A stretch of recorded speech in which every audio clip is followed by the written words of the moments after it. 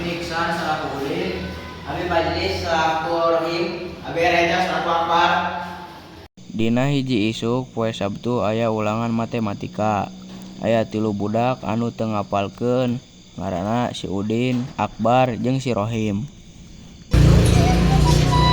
Barudak terus aku guru cakap. Udin, Rahim, kita masuk. Yuk.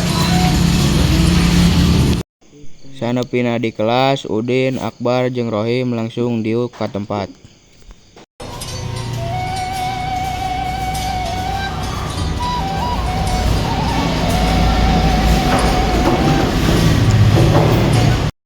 Teu lila guru matematika asup ka kelas, bari mawa soal nu ek dibikeun ka barudak.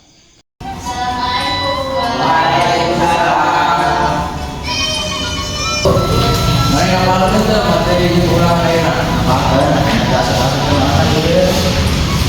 Komo urang mah teu ngapalkeun di kaca.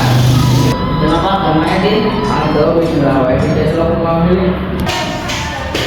Ya, aing mau contekan cekan ke maneh. Pinter ke maneh? Aing teh atuh.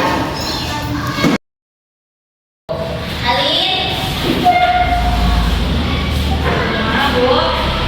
Ieu bagikeun. Santosna dibagikeun eta kertas, barudak langsung ngerjakeun eta soal. Din, ada nomor 2. Anu boleh kita mau sampai ada poin contekan tadi. Oh iya.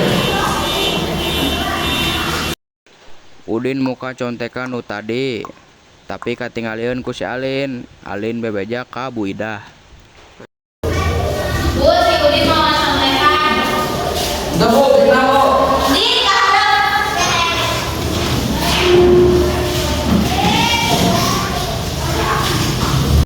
Tidinya teh Udin dicarekan ku Bu Idah, bari jeung dititah ngurilingan lapang 10 kali.